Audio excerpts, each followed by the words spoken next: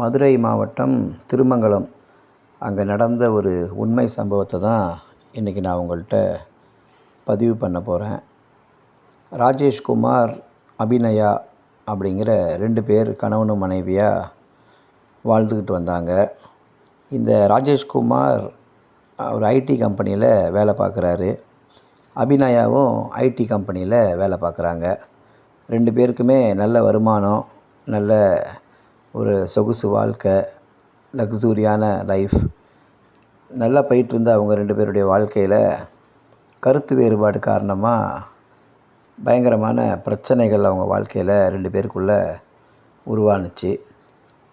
எவ்வளோ முறை சமரசம் பண்ணியும் அவங்க சேர்ந்து வாழ விருப்பம் இல்லை அப்படிங்கிறத முடிவு பண்ணி அவங்க 2 பேருமே விவாகரத்து செஞ்சிட்டாங்க.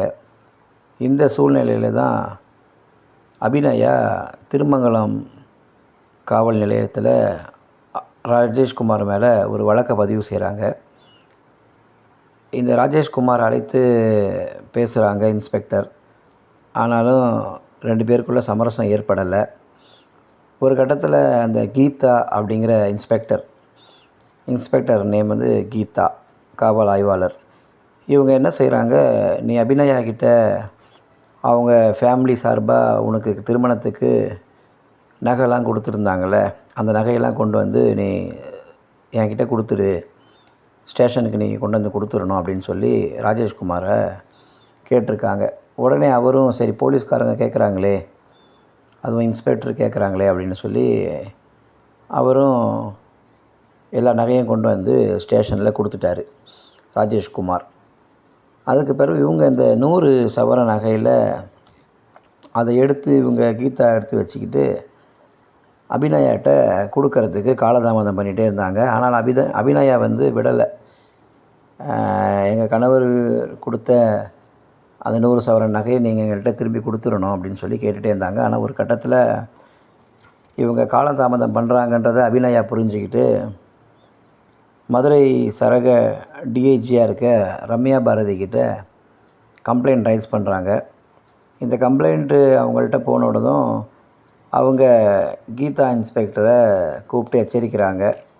உடனே இவங்க என்ன செய்கிறாங்கன்னா, கீதா 100 பவுன் வாங்கினதில் கிட்டத்தட்ட 43 லட்சம் ரூபாய்க்கு அவங்க அந்த நகையை வெளியே கொண்டு போய் அடவு வச்சுட்டாங்க.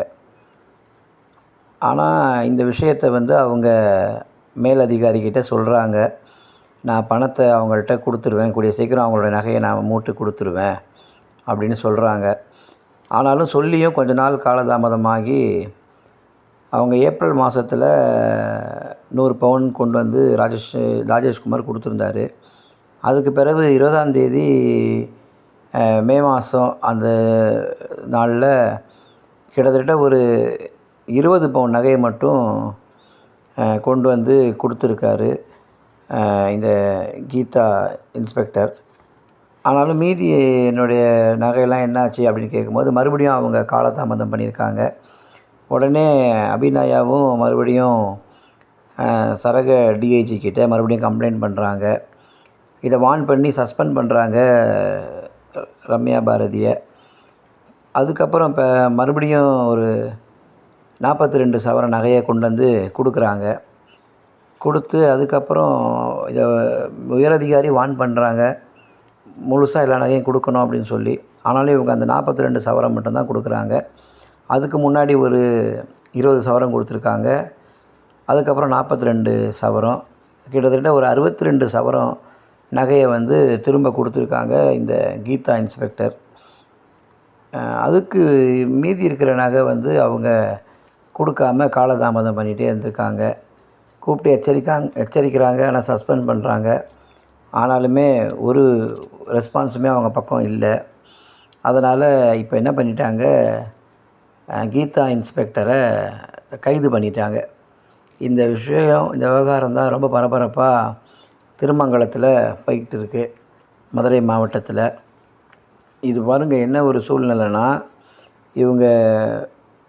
இவங்களே வாண்டடாக அந்த 100 பவுனையும் கொண்டு வந்து ஸ்டேஷனில் கொடுத்துடணுன்னு சொல்லிவிட்டு அந்த 100 பவுனை கொண்டு போய் 43 லட்ச ரூபாய்க்கு அடவு வச்சுட்டு அவங்க எவ்வளோ ஃபோர்ஸ் பண்ணி கேட்டதுக்கப்புறம் அபிநயா கிட்ட 20 பவுனை கொடுக்குறாங்க. அதுக்கப்புறம் 42 பவுனை கொடுக்குறாங்க. மொத்தத்தில் 62 பவுனை கொடுத்துட்டு மீதி 38 பவுனை இவங்க ஆட்டையை போட்டுடுறாங்க. இதுக்கு நடுவில் அவங்க சஸ்பெண்ட் ஆகுறாங்க. உயர் அதிகாரிகிட்ட இவங்களுடைய பேர் கம்ப்ளைண்ட் ஆன உடனே சஸ்பெண்ட் பண்ணுறாங்க. அப்பையும் இவங்க மீதி நகையை கொடுக்கல. இன்ஸ்பெக்டருக்கு நல்ல வருமானம், அவங்களுக்கு காரு, அவங்களுக்கு டிரைவரு, அவங்களுக்கு அரசாங்கத்தில் நிறைய சலுகை. அப்படி இருந்தாலும் இவங்க வந்து ரொம்பவே சீப்பாக பிஹேவ் பண்ணி இந்த விவகாரத்தில் கணவன் மனைவியாக பிரிஞ்சு அவங்களே மன கஷ்டத்தில் நொந்து போய் கணவனும் மனைவி விவாகரத்து வாங்கி பிரிஞ்சிட்டாங்க. அவங்கள்ட்ட இவங்க விளையாண்டுருக்காங்க. இந்த மாதிரி இருக்கிற காவல்துறை அதிகாரினால தான் ஒட்டுமொத்த காவல்துறைக்குமே களங்கத்தை ஏற்படுத்துகிறாங்க. ஒட்டுமொத்த காவல்துறைக்கும் ஒரு கெட்ட பேர் இந்த மாதிரியான கருப்பு ஆடுகள் வந்து காவல்துறையில் இருக்கிறதுனால தான். இந்த மாதிரி இன்னும் எவ்வளோ பேர் இருக்கிறாங்கன்னு தான் தெரியலை. இதெல்லாம் வந்து அரசாங்கம் வந்து தலையிட்டு, நீதிமன்றமே தாமாக முன்வந்து தலையிட்டு இந்த மாதிரி இருக்கிற இன்ஸ்பெக்டர் மேலே, காவல் உயர் அதிகாரிங்க மேலே நடவடிக்கையை ரொம்பவே வலுவாக எடுக்கணுன்றது தான் மக்களுடைய கோரிக்கையாகவும் இருக்குது. அப்போ தான் உண்மையாக நீதியும் நியாயமும் நிலைநாட்டப்படும்.